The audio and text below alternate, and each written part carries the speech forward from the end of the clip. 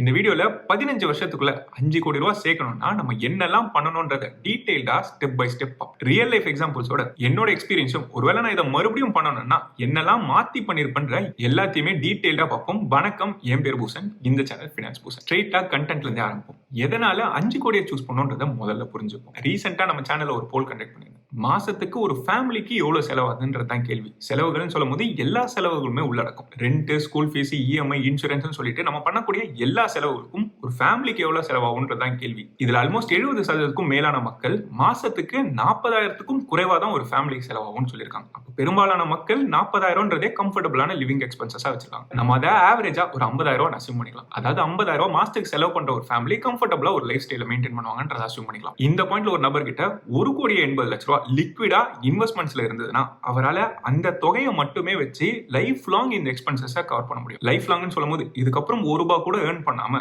இப்போ இருக்கக்கூடிய இந்த தொகையை மட்டும் வச்சு இன்ஃபிளேஷன் அட்ஜஸ்டடா பார்த்தாலுமே 60 வருஷம் இருக்க இந்த தொகை காலி ஆகாம அவங்களோட லைஃப் ஸ்டைல மெயின்டைன் பண்ணிட்டு வர முடியும். இப்போ இன்ஃபிளேஷன் அட்ஜஸ்டட்னா என்ன அர்த்தம்? வருஷத்துக்கு 7% இன்ஃபிளேஷன் அசியூம் பண்ணிக்கும். அதாவது இந்த வருஷத்துக்கு மாசம் 50,000 செலவாயிட்டு வருதுன்னா அடுத்த வருஷத்துல இருந்து ஒரு மாசத்துக்கு 53,000 செலவாகும். 53 செலவு பண்ணிட்டே வரும். அதுக்கு அடுத்த வருஷத்துல இருந்து 57,000 மேல செலவாயிட்டே வரும். இப்போ இந்த மாதிரி வருஷம் வித்ரா பண்ணிக்கிட்டே வந்தாலும் இந்த 1,80,00,000 60 வருஷம் கழிச்சும் காலியா இருக்காது. இங்க நம்மளோட அசம்ஷன் போஸ்ட் டாக்ஸ் ரிட்டர்ன்ஸா 10% நம்மளால எடுக்க முடியும். அதே மாதிரி வருஷம் ஆவரேஜா 7% இன்ஃபிளேஷன் இருக்கும். ஜென்ரலா இவ்வளவு பெரிய லாங் டர்ம் பார்க்கும்போது இன்ஃபிளேஷன் ட்ரெண்ட் கீழே போயிட்டே தான் வரும். அதாவது ஒரு நாடு வளர்ந்துகிட்டே வருதுன்னா அது ஒரு இன்ஃபிளேஷன் குறைஞ்சிக்கிட்டே வரும். உதாரணத்துக்கு சொல்லணும்னா நான் இப்ப இருக்கக்கூடிய யூரோப்பியன் கண்ட்ரில ஆவரேஜா 2% தான் இன்ஃபிளேஷன் இருக்கும். இது டெவலப்பிங் நேஷனா இருக்கப்போ அங்கேயுமே 7-8% இன்ஃபிளேஷன் இருந்திருக்கும். அது வளர இன்ஃபிளேஷன் குறைஞ்சிட்டே வரும். இருந்தாலும் ஒரு சேஃப்டிக்காக மொத்த டென்யூருக்குமே 7%ன்றதை நம்ம அசியூம் பண்ணுவோம். அப்படி இருந்தாலுமே இன்னைக்கு நம்ம கிட்ட 1,80,00,000 இருந்தா போதும் லைஃப் லாங் நம்ம செட்டில்னே சொல்லலாம். இதுதான் பினான்சியல் இண்டிபெண்டன்ஸ் நம்பர்னு சொல்லுவாங்க. ஆனா இந்த அளவுக்கான இன்வெஸ்ட்மெண்ட்ஸ் இன்னைக்கே எல்லார்கிட்டயும் இல்லாம இருக்கலாம். சரி, ஃபியூச்சர்ல இதே தொகையை சேர்த்தா போதும்னு யோசிச்சா அதுவும் பத்தாது. ஏன்னா இன்ஃபிளேஷன்ல நம்மளோட மாச செலவும் ஏறி போயிட்டு இருக்கும். அதனால இதே டேபிள்ல 15 வருஷம் கழிச்சு போய் பார்த்தோம்னா அப்ப நமக்கு மாசத்துக்கு எவ்வளவு செலவாகும், அதே மாதிரி எவ்வளவு இன்வெஸ்ட்மெண்ட் வேல்யூ இருக்கணும்ன்றதும் நம்மளால பார்க்க முடியும். கிட்டத்தட்ட 4.5 கோடியில இருந்து 5 கோடி ரூபாய் வரைக்கும் அந்த பாயிண்ட்ல நமக்கு தேவை. சோ 15 வருஷம் கழிச்சு நம்ம கிட்ட 5 கோடி ரூபாய் இருந்ததுன்னா நம்ம கம்ப்ளீட்டா பினான்சியல் இண்டிபெண்டன்ட்னே சொல்லலாம். சரி, 15 வருஷம் இருக்கு, இது எப்படியா இருந்தாலும் சேர்த்துடலாம்னு யோசிச்சீங்கன்னா அதுவுமே அவ்வளவு ஈஸிலாம் கிடையாது. இப்போ எக்ஸாம்பிளுக்கு என்ன எடுத்துக்கோங்க. எனக்கு இந்த பாயிண்ட்ல 32 வயசு ஆகுது. கிட்டத்தட்ட 12 வருஷம் எனக்கு ஒர்க் எக்ஸ்பீரியன்ஸ் இருக்கு. அதாவது நான் 12 வருஷத்துக்கு முன்னாடி இருந்தே வேலைக்கு போக ஆரம்பிச்சிட்டேன். வேலைக்கு போன முதல் நாள்ல இருந்தே மாசம் 30,000 நான் எஸ்ஐபி பண்ணிட்டு வரேன் அசியூம் பண்ணலாம். அந்த பாயிண்ட்ல என்னால 30,000 பண்ணிருக்க முடியாது. ஒருவேளை நான் பண்ணிருக்கேன்றதே அசியூம் பண்ணிப்போம். தொடர்ந்து 12 வருஷம் நான் பண்ணாலும் 1 கோடி ரூபாய் டார்கெட் கூட அச்சீவ் பண்ணிருக்க முடியாது. இன்ஃபேக்ட் சொல்லணும்னா 12 வருஷத்துக்கு முன்னாடி 30,000 எஸ்ஐபி பண்றதுக்கான வாய்ப்புகளும் கிடையாது. ஏன்னா அந்த அளவுக்கு எனக்கு வருமானம் கூட இருந்திருக்கு. ஒருவேளை வருமானமே 30,000 இருந்தாலும் மொத்தமாவும் இன்வெஸ்ட் பண்ண முடியாது. அதனால ரெகுலரான ரூட்ல போய் 15 வருஷத்துல 5 கோடி ரூபாய் அச்சீவ் பண்ணணும்னு நினைச்சேன்னா அது ரொம்பவுமே கஷ்டம்ன்றது கிளியரா தெரியுது. கஷ்டம்னு சொன்னாலும் இம்பாசிபிள் கிடையாது. ஏன்னா இதே டார்கெட் அச்சீவ் பண்றதுக்கு எனக்கு 10 வருஷத்துக்கும் குறைவான டைம் தான். என்னோட ஜர்னியை ஸ்டெப் பை ஸ்டெப் எக்ஸ்பிளைன் பண்றேன். இன்ஃபேக்ட் இதை மறுபடியும் நான் பண்ணணும்னா என்னெல்லாம் வித்தியாசமா பண்ணுவேன்றதையும் இதே வீடியோல எக்ஸ்பிளைன் பண்றேன். முதல் விஷயம், பயத்தை நமக்கு சாதகமா யூஸ் பண்றது. அந்த பயத்துல இருந்து வெளில வர்றது. சில கேசஸ்ல பயம் ஒரு நல்ல விஷயம்னே சொல்லலாம். நம்மள ப்ரிப்பேர்டா வச்சுக்கிறதுக்கு அது புஷ் பண்ணும். என்னோட கரியர் ஆரம்பிச்ச புதுசுல என்னோட பெரிய பயமே ஒருவேளை வேலை இல்லாம போயிடுச்சுன்னா என்ன ஆகும், எனக்கு இன்கம் இல்லாம போயிடுச்சுன்னா நான் என்ன பண்ணுவேன்றதா ரொம்ப பெரிய பயமாவே இருக்கும். இல்ல சடனா அன்எக்ஸ்பெக்டடா ஒரு பெரிய எக்ஸ்பென்ஸ் ஃபேமிலியில வந்ததுன்னா என்ன பண்ணுன்றதும் இன்னொரு பெரிய பயமா இருக்கும். இது ரெண்டுத்தையுமே முதல்ல அட்ரஸ் பண்ணணும்ன்றதான் என்னோட ப்ரையாரிட்டியா இருந்தது. இதனால தான் எமர்ஜென்சி ஃபண்ட்னு ஒரு கான்செப்ட் எப்பவுமே சொல்லுவேன். அடுத்த 6 மாசத்துக்கு தேவைப்படக்கூடிய காசை பேங்க்ல சேஃபா தனியா சேர்த்து வைக்கிறது தான் எமர்ஜென்சி ஃபண்ட்னு சொல்லுவோம். திடீர்னு வருமானமே இல்லாம போனாலும் அடுத்த 6 மாசத்தை என்னால பாத்துக்க முடியும் ஒரு கான்பிடன்ஸும் ஒரு குஷனையும் கொடுக்கறதா இந்த பர்டிகுலர் தொகை. இன்ஃபேக்ட் இந்த சேனலை ஃபாலோ பண்றீங்கன்னா இதை பத்தி தொடர்ந்து பேசிக்கிட்டே இருப்பேன். ஏன்னா இது அந்த அளவுக்கு ஒரு முக்கியமான தொகை. சேனல் வியூவர்ஸ் எல்லாருமே இந்த தொகையை தனியா 6 மாசத்துக்கோ இல்ல 12 மாசத்துக்கோ தேவையான செலவுகளை பாத்துக்கிற தொகையை பேங்க்ல சேர்த்து வைக்கணும்ன்றதான் என்னோட இன்டென்ஷன். இது கொடுக்கக்கூடிய கான்பிடன்ஸே ஒரு தனி லெவல்னு சொல்லலாம். என்னோட கேஸ்ல 12 இருந்து 18 மாசத்துக்கு தேவையான எமர்ஜென்சி ஃபண்ட் எப்பவுமே ரெடியா இருக்கும். சோ அடுத்த ஒரு வருஷம் ஃபுல்லா வருமானமே இல்லைனாலும் பேங்க்ல இருக்க தொகையை மட்டுமே வச்சு என்னால ஓட்டிட முடியும்ன்ற நம்பிக்கையை இது கொடுக்கும். இன்ஃபேக்ட் இதை எப்படி சேர்க்கலாம், எங்க சேர்க்கலாம், எவ்வளவு சேர்க்கணும்ன்ற எல்லா இன்ஃபர்மேஷனும் டீடைல்டா கவர் பண்ணி ஒரு தனி வீடியோவை போட்டிருக்கேன். அதோட லிங்க் மேலேயோ இல்ல கீழே கொடுக்குறேன், செக் பண்ணி பாருங்க. இதுக்கடுத்து எனக்கு இருக்கக்கூடிய ஒரு பெரிய கன்சர்னை எக்ஸாம்பிளோடய நான் சொல்றேன். இதை என்னோட அடுத்த பயம்னே சொல்லலாம். எனக்கு தெரிஞ்ச ஒருத்தர் அவங்க ஃபேமிலியில இருக்க ஒருத்தவங்களுக்கு கிரிட்டிக்கல் இல்னஸ் சொல்லும் போது தொடர்ந்து ட்ரீட்மெண்ட் பார்த்துக்கிட்டே இருந்தாதான் அவரை காப்பாற்ற முடியும். ஆல்மோஸ்ட் 7-8 வருஷமா இதே கண்டிஷன்ல தான் இருக்காங்க. ஒவ்வொரு வருஷமும் ட்ரீட்மெண்ட்காக மட்டுமே 10 லட்சம் ரூபாய் வரைக்கும் அவங்க கை காசு போட்டு செலவு பண்ணிட்டு இருக்காங்க. நான் கடைசியா பேசினப்போ கிட்டத்தட்ட 80 லட்சம் ரூபாய் வரைக்கும் அவங்க கையில இருந்து செலவு பண்ணிருக்காங்க. அது எப்படி செலவு பண்ணாங்கன்றது கேட்கும் போது தான் இன்னுமே ஷாக்கிங் ஆச்சு. அவங்களோட வீடு, ப்ராப்பர்ட்டி இதெல்லாம் வித்து செலவு பண்ணி அது பத்தாம கடன் வாங்கி இன்னும் செலவு பண்ணிட்டு இருக்காங்க. இந்த பயமும் என்னோட கரியர் ஆரம்பிக்கிற புதுசுல எனக்கு அதிகமா இருந்துகிட்டே இருக்கும். நான் கஷ்டப்பட்டு ஒரு 20-30 லட்ச ரூபாய் சேர்த்து வச்சிடறேன். அதுக்கப்புறம் ஒரு பெரிய மெடிக்கல் செலவு வீட்லயோ இல்ல எனக்கோ வந்ததுன்னா மொத்தமா எல்லாமே காலியாகும். இந்தியாவில் இருக்கக்கூடிய பெரும்பாலான ஃபேமிலிஸ் ஒரே ஒரு மெடிக்கல் பில் வந்தா போதும் பேங்க்ரப்ட் ஆகிற சூழ்நிலையில தான் இருப்பாங்க. சோ இதுக்கு ப்ரிப்பேர்டா இருக்கணும்ன்றதுக்காக தான் எனக்கும் என் ஃபேமிலிக்கும் கிட்டத்தட்ட 20-25 லட்ச ரூபான்ற கவரேஜ்ல ஒரு ஹெல்த் இன்சூரன்ஸை தனியா எடுத்து வச்சிட்டேன். இப்போ இந்த தொகை வரைக்கும் ஹெல்த் இன்சூரன்ஸ் பார்த்துக்கோன்ற கான்ஃபிடன்ஸ் வந்துருச்சு. என் இன்வெஸ்ட்மெண்ட்ஸ் பாதிக்காதுன்னு தெரிஞ்சதுனால இன்னும் கான்ஃபிடென்ட்டா ஒரு பீஸ் ஆஃப் மைண்டோட என்னால இருக்க முடியும். இந்த ரீசன்னால தான் ஒவ்வொரு ஃபேமிலிக்கும் குறைஞ்சபட்சத்துக்கு ஒரு 10 லட்சத்துக்காவது கவரேஜ் தேவைன்னு எப்பவுமே எம்பசைஸ் பண்றேன். உங்க ஃபேமிலிக்கு ஒரு நல்ல ஹெல்த் இன்சூரன்ஸ் சூஸ் பண்ணா இந்த வீடியோட ஸ்பான்சரான டிட்டோ பிளாட்ஃபார்மை யூஸ் பண்ணிக்கலாம். டிட்டோ தான் இந்தியாவிலே top rated insurance advisor. In fact ஒரு பாலிசி வாங்க போறீங்கன்னா அதுல என்னெல்லாம் பார்க்கணும், என்னெல்லாம் செக் பண்ணணும்ன்ற கம்ப்ளீட் செக் லிஸ்டா அவங்களோட வெப்சைட்ல பார்க்க முடியும். கீழே டிஸ்கிரிப்ஷன்லயோ இல்ல கமெண்ட்லயோ இருக்க லிங்கை யூஸ் பண்ணி அவங்க எக்ஸ்பர்ட்ஸ் கூட உங்களால ஃப்ரீயா காலும் ஸ்கெட்யூல் பண்ண முடியும். அதுவும் உங்களுக்கு கன்வீனியன்ட்டான டைம் ஸ்லாட்டை செலக்ட் பண்ணி உங்களால ஸ்கெட்யூல் பண்ண முடியும். உங்களோட வேல்யூ ஆட் இவங்க கம்ப்ளீட்லி ஸ்பாம் ஃப்ரீ. அதாவது ஸ்பாம் மெசேஜோ இல்ல இமெயிலோ கம்யூனிகேஷனோ எதுவுமே உங்களுக்கு வராது. நீங்க ஸ்கெட்யூல் பண்ற டைமுக்கு மட்டும் எக்ஸ்பர்ட்ஸ் கால் பண்ணுவாங்க. உங்களோட கேள்விகள் எல்லாத்தையும் கேட்டு ஒரு ப்ராப்பர் பிளான் சூஸ் பண்ண முடியும். ஒரு ஹெல்த் இன்சூரன்ஸ் பாலிசியோட ரொம்ப இம்பார்ட்டன்டான ஆஸ்பெக்ட் கிளைம் ப்ராசஸ் மட்டும் தான். அந்த கிளைம் ப்ராசஸ்மே டிட்டோ உங்களுக்கு ஹெல்ப் பண்ணுவாங்க. இந்த ஹெல்த் இன்சூரன்ஸும் எமர்ஜென்சி ஃபண்டும் ஆப்ஷனல்லாம் கிடையாது. இன்ஃபேக்ட் எனக்கு நான் ஒர்க் பண்ற இடத்துல தனியா எனக்கும் என் ஃபேமிலிக்கும் இன்சூரன்ஸ் இருக்கும் போதும் எனக்குன்னு பர்சனலா தனி பிளானுமே வச்சிருந்தேன். ஏன்னா எந்த பாயிண்ட்ல வேணாலும் நம்மளுக்கு வேலை எல்லாம் போலாம். வேலை எல்லாம் போதுன்னா இன்கமும் இருக்காது, அப்போ இன்சூரன்ஸும் இல்லாத நிலைமையில இருக்கக்கூடாது. ஸோ பீஸ் ஆஃப் மைண்டையும் சேஃப்டி நெட்டையும் ப்ரையாரிட்டைஸ் பண்ணாதான் வெல்த் பில்டிங்கே நம்மளால பண்ண முடியும். இதுக்கு அடுத்து ஆப்வியஸா கடன் இல்லாம இருக்கிறது ரொம்ப ரொம்ப இம்பார்ட்டன்ட். இந்த 3 விஷயங்கள் நம்மளோட வெல்த் பில்டிங்கை கில் பண்ற மாதிரி எதுவுமே கில் பண்ணாது. இப்போ ஆக்சுவலா நம்மளோட டார்கெட்டை சேர்க்கறதுக்கான வழியை பார்ப்போம். ஒரு பிராக்டிகல் உதாரணமே எடுத்துப்போம். மாசம் 50,000 ரூபாய் சம்பாதிக்கிற ஒரு நபரை எடுத்துக்கலாம். உதாரணத்துக்கு கார்த்தின்னு அசியூம் பண்ணிக்கோங்க. இவர் 50,000 ரூபாய் சம்பாதிக்கிறாரு. இது மொத்தத்தையும் நம்மளால சேர்க்க முடியாது. இதுல ஒரு 15,000 ரூபாய் மாசம் அவரால் சேர்க்க முடியும்னு அசியூம் பண்ணி இதை எடுத்துட்டு போய் எஸ்ஐபி பண்றாங்க. ஒரு 12% போஸ்ட் டாக்ஸ் ரிட்டர்ன் கொடுக்கக்கூடிய ஏதோ ஒரு ஃபண்ட்ல போறாங்கன்னு அசியூம் பண்ணிக்கலாம். இந்த மாதிரி 12% போஸ்ட் டாக்ஸ் ரிட்டர்ன் இருக்கிறதுன்றது பிராக்டிகலி ரொம்பவே பாசிபிள் தான். உதாரணத்துக்கு 2-3 ஃபண்ட் சொல்லணும்னா HDFC Flexi Capo இல்ல பராக் பரிக் Flexi Capo இதெல்லாம் ஆரம்பிச்ச காலத்துல இருந்து 18% மேல கன்சிஸ்டன்டா ரிட்டர்ன் கொடுக்குது. இந்த மாதிரி ஒரு நல்ல ஃபண்ட் ஐடென்டிஃபை பண்ணோம்னா போஸ்ட் டாக்ஸ் ரிட்டர்ன்ஸா 12% பண்றதுன்றது பிராக்டிகலி பாசிபிள். இந்த மாதிரியான ஃபண்ட்ல தொடர்ந்து 15 வருஷம் இன்வெஸ்ட் பண்ணிட்டே வரணும். ஆனா நம்மளோட வருமானம் உயர ஆனுவல் ஸ்டெப் அப்பும் பண்ணிட்டே வரணும். ஆனுவல் ஸ்டெப் அப்பா ஒரு 20% போட்டீங்கன்னா 2.5 கோடி ரூபாய் வரைக்கும் நம்மளால அச்சீவ் பண்ணிருக்க முடியும். இது நம்மளோட கோல்ல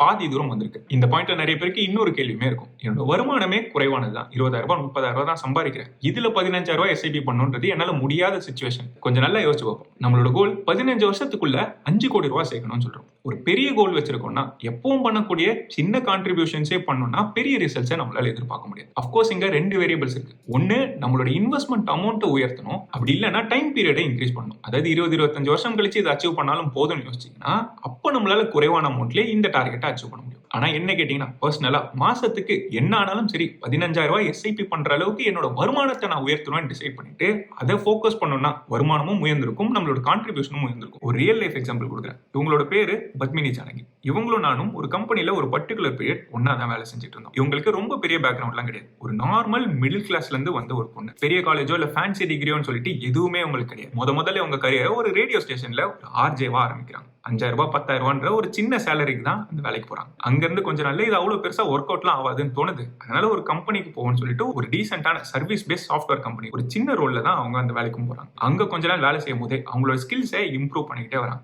அவங்க ஒரு எக்ஸாம்பிள் சொன்னாங்க. அவங்களுக்கு மாசத்துக்கு ஒரு 18,000 ரூபாய் சம்பளம் வரும்போது கிட்டத்தட்ட அவங்க வருமானத்தை விட 5-6 மடங்கு காஸ்ட்லியான கோர்ஸ் எல்லாம் என்ரோல் பண்ணி அவங்களோட ஸ்கில்ஸை தொடர்ந்து இம்ப்ரூவ் பண்ணிட்டே இருக்காங்க. இதன் மூலமா அவங்களுக்கு பெரிய கம்பெனில ஆப்பர்ச்சுனிட்டி கிடைக்குது. அவங்க வாங்கிட்டு இருந்த வருமானத்தை விட 10 மடங்கு அதிகமான வருமானம் கிடைக்கக்கூடிய அளவுக்கு அவங்களுக்கு ஜாப் சேஞ்ச் கிடைக்குது. இந்த கம்பெனிலும் சில வருஷம் ஒர்க் பண்ணிட்டே இருக்காங்க. அவங்களோட ஸ்கில்ஸை தொடர்ந்து இம்ப்ரூவ் பண்ணிட்டே இருக்காங்க. இந்த கம்பெனில நல்ல பேரும் நல்ல ரோலுக்கும் மூவ் ஆகிட்டே இருக்காங்க. இன்ஃபேக்ட் எல்லாமே சேஃபாவும் ஸ்டேபிளாவும் போயிட்டே இருக்கு, நல்ல வருமானமும் வந்துட்டு இருக்கு. ஆனா இந்த பாயிண்ட்ல ஒரு பெரிய ரிஸ்க் எடுக்கலாம்னு சொல்லிட்டு ஸ்டார்ட் அப்புக்கு மூவ் பண்றாங்க. ஒரு ஸ்டேபிளான ஜாப்ல இருந்து ஸ்டார்ட் அப்புக்கு மூவ் பண்ணும்போது ஸ்டார்ட் அப்ன்றது எப்ப வேணாலும் மூடப்படலாம், என்ன வேணாலும் நடக்கலாம்ன்ற ரிஸ்க் இருக்கு. அங்க 2 மடங்கு இன்னும் அதிகமான வருமானம் கிடைக்குது. இங்க கொஞ்ச நாள் தொடர்ந்து போயிட்டு இருக்கும்போது அவங்களுக்கு இன்னொரு ரியலைசேஷன் வருது. இந்த வேலையை தாண்டி வெளியில நம்ம ஏதாவது புதுசா பண்ணணும்னு யோசிக்கிறாங்க. அந்த பாயிண்ட்ல அவங்களுக்கு தோணுன ஐடியா தான் பெண்களுக்கான மெடிக்கல் விஷயங்கள் அவங்களுக்கு போய் சேரணும்னு பண்ணணும்ன்ற ஒரு ஐடியா வருது. அதை எப்படி இம்ப்ளிமெண்ட் பண்ணணும், கொண்டு போகணும்னு சொல்லிட்டு எந்த கிளாரிட்டியுமே கிடையாது. இருந்தாலும் மைண்ட் அண்ட் மாம்னு சொல்லிட்டு ஒரு கம்பெனியை ஆரம்பிக்கிறாங்க. முதல் 2 வருஷம் ஸ்ட்ரகிள் பண்ணாலும் அதுக்கப்புறம் தமிழ்நாடு இந்தியாலேயே ரெகக்னைஸ் பண்ணக்கூடிய ஒரு பெரிய பிராண்டாவும் பெரிய ஆண்டர்பிரினராகவும் பில்ட் ஆகிறாங்க. ஆனா எடுத்தோம் கவுத்தோம்னு சொல்லிட்டு பிசினஸ் குள்ளெல்லாம் போல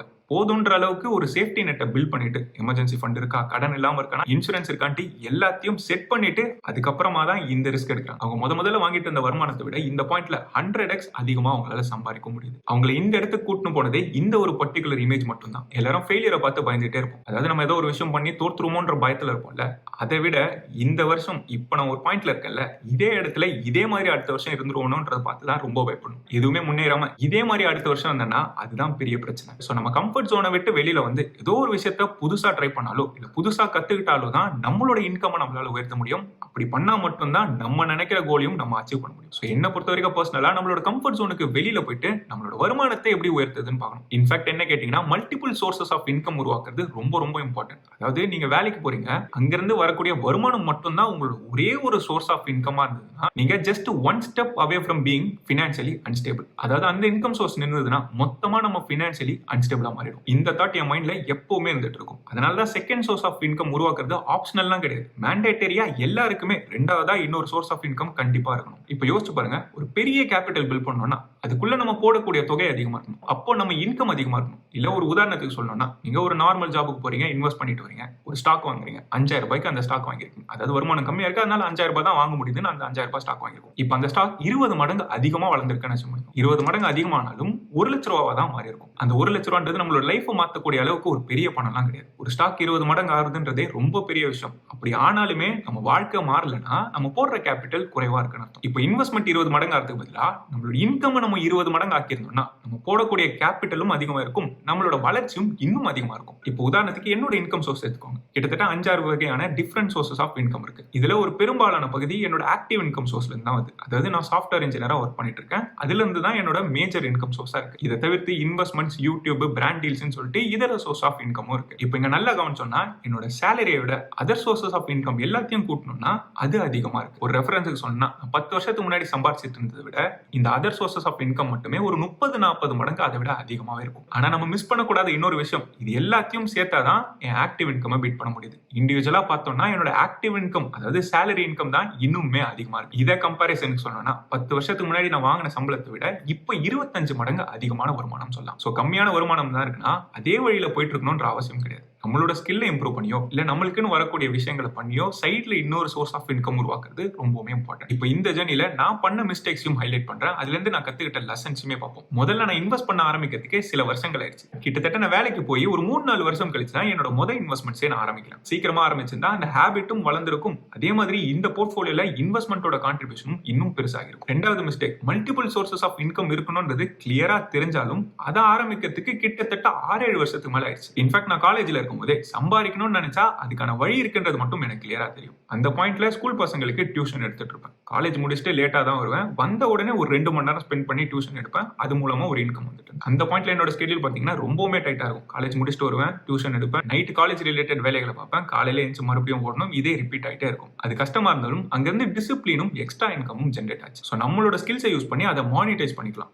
என்ன ஸ்கில்லா வேணாலும் இருக்கலாம். உங்களுக்கு கிட்டார் தெரியும்னா அது சொல்லி கொடுக்கறது ஒரு ஸ்கில், கார்டனிங் பண்றதோ டெய்லரிங் பண்றதோ இல்ல கோட் பண்ண வரும்னா இது எல்லாமே உங்களோட ஸ்கில். இதை எப்படி மானிட்டைஸ் பண்றதுன்னு யோசிச்சீங்கனாலே உங்களால எக்ஸ்ட்ரா இன்கமும் உருவாக்க முடியும். இன்னொரு உதாரணம் சொன்னா இந்த யூடியூப் சேனலே எடுத்துக்கோங்க. இது ஆரம்பிச்ச முதல் 2 வருஷத்துக்கு எனக்கு எந்த ரிசல்ட்டுமே கிடையாது. கிட்டத்தட்ட 500-600 சப்ஸ்கிரைபர் மட்டும் தான் இருந்தாங்க. ஒரு 100 வீடியோஸ் கிட்ட போட்டிருப்பேன். இதுல இருந்து ரெவன்யூன்னு சொல்லிட்டு எதுவுமே வராது. பட் ஸ்டில் இதை தொடர்ந்து பண்ணிட்டே இருந்தேன். அதுக்கப்புறமா இந்த சேனலோட growth சப்ஸ்டான்ஷியலா வளர ஆரம்பிச்சு. ஸோ நான் கத்துக்கிட்ட லெசன்ஸ் பாத்தீங்கன்னா, முதல்ல மல்டிபிள் சோர்சஸ் ஆஃப் இன்கம் உருவாக்குறது ரொம்ப இம்பார்ட்டன்ட். நம்மளுக்கு ஸ்கில் இருந்ததுன்னா அதை மானிட்டைஸ் பண்றதுக்கு என்ன பண்ணணும்ன்றதையும் ஐடென்டிஃபை பண்ணணும். சீக்கிரமா இன்வெஸ்ட் பண்ண ஆரம்பிக்கணும். அதுவும் ஆரம்பிக்கும் போதே பெரிய அமௌண்டா இன்வெஸ்ட் பண்றதுக்கு ட்ரை பண்ணணும். குட்டி குட்டி அமௌண்டா இன்வெஸ்ட் பண்ணோம்னா அதோட பெனிஃபிட்ஸ் நம்மளுக்கு குறைவா தான் இருக்கும். நம்ம கெப்பாசிட்டிக்கு எவ்வளவு மேக்ஸிமைஸ் பண்ண முடியுமோ அதை மேக்ஸிமைஸ் பண்ணிடணும். அடுத்து இந்த குயிக் மணி, அதாவது ரிஸ்கியா பெட் எடுத்து பென்னி ஸ்டாக்ஸ்ல போடுறேன், கிரிப்டோல போடுறேன், அது மூலமா வளரும்னு சொல்லிட்டு அந்த மாதிரியான தப்புகளை அவாய்ட் பண்றது இம்பார்ட்டன்ட். இந்த ரிஸ்கி பெட்ஸை எவ்வளவு அவாய்ட் பண்றோமோ அதே மாதிரி ரொம்பவுமே கன்சர்வேட்டிவாவும் இருக்கக்கூடாது. அதாவது நான் எஃப்டில மட்டும் தான் போடுவேன்னு சொல்லிட்டு ரொம்ப சேஃபாவும் பிளே பண்ணக்கூடாது. சேஃப்டிக்கும் ரிஸ்க்குக்கும் நடுவுல ஒரு பேலன்ஸ்டா பிளே பண்ணணும். இது எல்லாத்தையும் சம்பாதிக்க ஆரம்பிச்ச முதல் நாள்ல இருந்து பண்ணிட்டு இருந்தோம்னா நம்மளோட கோலை நம்ம நினைக்கிற நினைக்கிறத விட சீக்கிரமா அச்சீவ் பண்ண முடியும். இப்போ 5 கோடி கோல் வச்சிருந்தோம். அதுல பாதி வழியான 2.5 கோடி வரைக்கும் எப்படி அச்சீவ் பண்ணணும்ன்றத ஆல்ரெடி கவர் பண்ணிட்டோம். 50,000 ரூபாய் சம்பாதிக்கும் போதே 15,000 ரூபாய் நம்மளால சேவ் பண்ண முடியுதுன்னா ரெண்டாவது சோர்ஸ் ஆஃப் இன்கம்ல வெறும் 15,000 ரூபாய் உருவாக்கணும்னா இதுல எந்த செலவும் இருக்க போறது கிடையாது. இதை மொத்தமா நம்ம இன்வெஸ்ட் பண்ணிட்டு வந்தோம்னா நம்மளோட கோலை நம்மளால அச்சீவ் பண்ண முடியும். மறுபடியும் ரிப்பீட் பண்றேன், இந்த வெல்த் பில்டிங் பண்றதுக்கு முன்னாடி நம்மளோட சேஃப்டியை ப்ரையாரிட்டைஸ் பண்ணணும். எமர்ஜென்சி ஃபண்டோ ஹெல்த் இன்சூரன்ஸோ ஆப்ஷனல்லாம் கிடையாது. ஃபேமிலிக்கு ஹெல்த் இன்சூரன்ஸ் இல்லைன்னா அதை முதல்ல ப்ரையாரிட்டைஸ் பண்ணணும். ஒரே ஒரு மெடிக்கல் பில் வந்தா நம்மளோட வெல்த் பில்டிங்கே கம்ப்ளீட்டா ஷேட்டர் ஆயிடும். கீழே டிஸ்கிரிப்ஷன்லயோ இல்ல கமெண்ட்லயோ இருக்க லிங்க் யூஸ் பண்ணி டிட்டோ மூலமா ஒரு நல்ல பிளான உங்களால சூஸ் பண்ண முடியும். ஆனா இந்த கால்குலேஷனை கேர்ஃபுல்லா கவனிச்சீங்கன்னா 20% ஸ்டெப் அப்னு போட்டிருப்பேன். இது நிறைய பேருக்கு பிராக்டிகலி பாசிபிள் இல்லைன்னு தோணும். ஏன் 20% போட்டிருக்கன்றத ஆக்சுவல் டேட்டாவோட இந்த வீடியோல எக்ஸ்பிளைன் பண்ணிருக்கேன். அடுத்து இதை செக் பண்ணி பாருங்க. இந்த வீடியோல பார்த்த இன்ஃபர்மேஷன் உங்களுக்கு யூஸ்ஃபுல்லா இருக்குன்னு தோணுச்சுன்னா இந்த வீடியோ லைக் பண்ணுங்க. இது வரைக்கும் இந்த சேனலுக்கு சப்ஸ்கிரைப் பண்ணலனா சப்ஸ்கிரைப் பண்ணிட்டு அந்த பெல் ஐகானை கிளிக் பண்ணினா இந்த சேனல்ல போடுற புது வீடியோஸோட நோட்டிபிகேஷன் உடனே வந்து சேரும். நன்றி மக்களே.